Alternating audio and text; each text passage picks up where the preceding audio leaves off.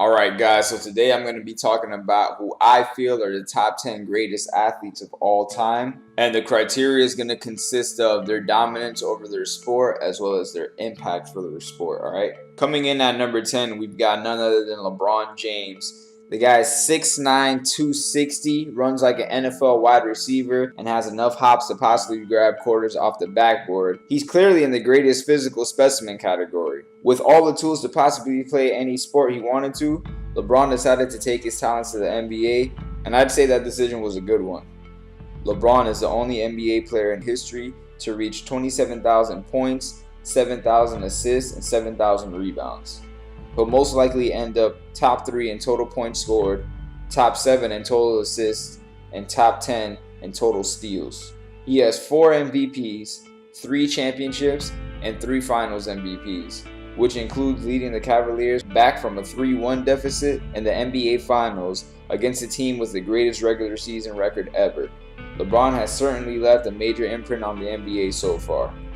Along with dominating for over 10 years, LeBron is one of the only athletes to live up to the hype created by media. And honestly, hype doesn't even feel like the right word. Some athletes got hyped up, but LeBron's was truly on another level, and he delivered from the gate and has continued to do so. It would be remiss if we didn't mention the impact he's had as far as granting athletes more power over their careers. In a world where you could lose your job at a moment's notice, LeBron has helped athletes all over the world take more control over their professional careers and has absolutely helped his fellow NBA players get what they are worth. Combine this with the fact that LeBron has managed to maintain a squeaky clean image in the new social media era, and he's sure to be an athlete that inspires our next generation. Floyd Mayweather comes in at number 9. He boasts an undefeated boxing record. He has made Hall of Famers look like okay boxers with his impeccable timing, lightning fast reflexes, and perhaps the best defense we have ever seen in the sport of boxing.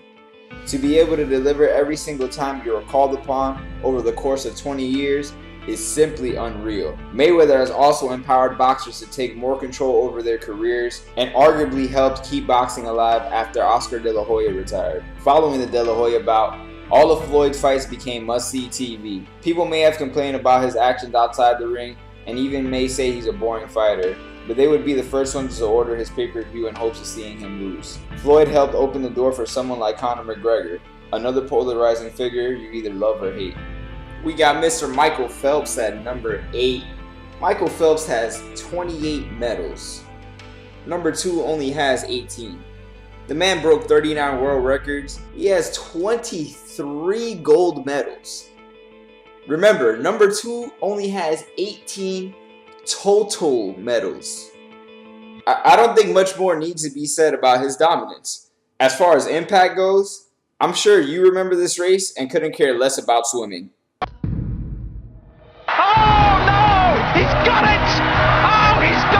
Also, he proved that potheads could get things done too. Alright, now I knew number 7 was ridiculous, but like, I'm just going through researching and like looking at it. Damn! Usain Bolt. This dude here.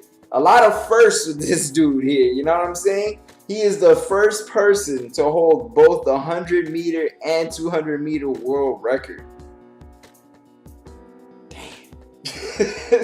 In a sport like track, if you're holding a record like that, you've got to be dominant. Let me go through one more. It says Bolt is the only sprinter to win Olympic 100-meter and 200-meter titles at 3 consecutive Olympics: 2008, 2012, and 2016. A feat referred to as the triple-double. I mean, there's not that much to be said about Usain Bolt. One thing that's really cool about him is he's 9-0 in the Olympics. I don't give a damn about Nessa Carter's doping thing. He has 9 gold medals and 0 everything else. The guy's just that dominant on the Olympic stage. And I mean, look, let's be real. The thing about Usain Bolt is not the fact that he was, winning every event that he was in, that he has the triple-double, that he has the world records and all that. Usain Bolt, everybody that got to witness him, track has been a sport that It's been long surrounded by, like, steroid scandals, doping scandals, stuff like that. We're under the assumption that Usain Bolt hasn't done anything like that and nothing has come out or anything. But he was blowing dudes out the water that did have these scandals. You know what I'm saying? And it did have some rumors that they may be doping. Like, I need y'all to really... I'm going to let that sink in for a second before we move on to number 6. Tiger Woods is next up at number 6. This guy was simply unreal. He won PGA Player of the Year in 1997, 99, 2000, 01, 02, 03, 05, 06, 09. I'm sorry, 06, 07, 09. I actually missed a year. And 2013. Second most majors of all time at 14, including the incredible 2008 Open, in which he basically won the tournament on one leg and featured the hypest round of golf you will ever see. Seriously, while looking up the footage for this video, I legit took about 30 minutes to just watch Tiger Woods highlights. This is golf we're talking about. Why am I so hyped behind golf highlights? It's the Tiger effect. He was really unbelievable, and for a lack of a better word, magical. This guy had real life golf crowds roaring in praise like there were extras on Happy Gilmore. Tiger was so good, even in the beginning of his career, that courses began to add yardage to their tees in order to level the playing field between Tiger and everyone else. And do you know what this animal's response was? He welcomed the change because they didn't affect his ability to win. The great one, Wayne Gretzky, is at our 5 spot. And man, it's insane to see the greatness keep ascending as we move down this list. Gretzky has more goals and assists than any other player. He actually has more assists than any player has total points. He's the only NHL player to score over 200 points in a season. He did that 4 times. He still holds 60 NHL records to this day. He's the winner of 4 Stanley Cups and 3 gold medals, and considered by everyone as the greatest hockey player ever. He helped usher in a wave of American fan interest in hockey when he was traded to the Los Angeles Kings in 1988, and even took him to their first Stanley Cup finals ever in 1993. Gretzky's impact was so huge that before he got to LA, fan interest in hockey might as well have been non-existent. He now has a statue outside of Staples Center. The original GOAT around the world, Pele, gets the Mount Rushmore spot of our list. Pele has on record 1,281 goals and 1,363 league games to lead everyone. No other player can say that they have 3 World Cup victories, and he has 77 goals and 92 international games. I can rattle off a whole bunch of guys basically saying he was a god, but I'll just end it with this. In 1967, both sides of the Nigerian Civil War agreed to a 48-hour ceasefire to watch Pele play an exhibition game in Lagos. A lot of people are probably going to argue that number 3 should be number 1, and I'm not going to argue back with them. Jackie Robinson, what more can we say about him? Guy broke the color barrier, and then not only that, it's not like he was a scrub either. 6-time All-Star, World Series champion, won an MVP, won Rookie of the Year. He won the batting champion 1 year, stolen base leader twice, and he's got his number 42 retired by every MLB team. I think that's a number that should just be retired in all of American sports. What he did was too great. He might not have the dominance necessarily, but definitely as far as impact goes, no other athlete has had a bigger impact. Maybe Jesse Owens is the only one, but that's about it. Now look, before we get into number 2 and number 1, like, honestly, I had a tough time distinguishing between these two. You feel me? Like, I apologize if you don't like who's number 2, but I completely feel you. That I just wanted to say that. Now let's get into it. Michael Jordan, man. You knew he was going to be on this list soon. you probably thought he was going to be number 1. I don't blame you one bit. Aside from what he did on the court, let's look at what he did on the court real quick. Let's just recap. 6 championships.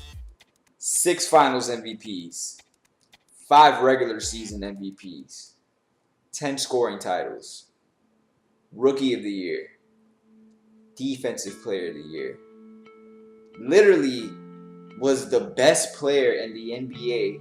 I would say from what, 88 to 98, of course, you know. Took 2 years off of baseball. Didn't even stop him. I mean, yeah, he came back and lost when he was a little bit out of shape. But when he was fresh again, had that off season under his belt, everything. We seen Jordan. We know what Jordan does. You know what I'm saying? If you grew up in the 90s, you hear the name Jordan, you're like, oh, okay, so I don't have to watch the fourth quarter because I know what's gonna happen. But with all that off the court, when we're talking about like everybody, I'm gonna just put it to you like this. Instead of being some long-winded shit that I'm about to get into, I'm gonna say 3 letters: B, B, B. And that, ladies and gentlemen, is the impact of Michael Jordan. Oh yeah, and Space Jam was a shit too. Nah, I hope this is a good reason to not have Michael Jordan number 1. Muhammad Ali. I mean, there is not, like, we really don't have to say anything about the guy past his name, but we're gonna do it anyway, okay? The only 3-time lineal heavyweight champion, only boxer to be named the Ring Magazine Fighter of the Year 6 times, gold medalist, a resume that includes Sonny Liston, Floyd Patterson, Joe Frazier, Ken Norton, and George Foreman. But in spite of all that he did inside the ring, it's really his impact outside of the ring. When we talked about Floyd Mayweather earlier, we said he kind of set the blueprint for Conor McGregor, but the blueprint to trash talking period was set by Muhammad Ali. He was the first one really doing it on that level. And then that's like a very small part of the impact he had on the world. Choosing to skip the Vietnam War over his religious belief, having to give up the heavyweight title. This happened in the middle of his prime. You see a lot of athletes now, like, they're not willing to give up anything, even at the end of their careers. This guy in the middle of his prime said, you know what, I'm gonna stand up for what I believe in, and he did that shit. He went against the government. Muhammad Ali, just for me, man, he's just an inspiration. Like I said, his work ethic, to be the best in the ring, to be that 3-time lineal heavyweight champion, and what he did outside, I mean, how he fought out of the ring was 10 times better than how he fought in the ring, and he's perhaps the greatest of all time. If you have a top 10 greatest athletes list and Muhammad Ali ain't top 3, I don't want to hear none of that shit, honestly. Everybody should have him top 3, just because social, cultural impact, I keep just talking in circles, man, but just basically the dude would stand up in and out the ring in all facets, and I really feel like Ali was the people's champ. He embodied that to the T. All right, I hope you guys enjoyed today's episode. Just wanted to do something real quick. This is to commemorate Usain Bolt having his last race on Saturday, and it's always bittersweet to see a legendary or great career come to an end, because the guys do deserve to retire, especially healthy and with their future all ahead of them. But it just sucks that we'll never get to see him run again, or we'll never get to see rest in peace Muhammad Ali box again. We'll never get to see Michael Jordan play basketball again. But we do got Floyd Mayweather on the 26th, and LeBron James still in the NBA. So we still got some of the greatest athletes in our time, and let's just appreciate them while we're here. You know what I'm saying? Other than that, hope you guys enjoyed. I'll be on next Wednesday. Peace.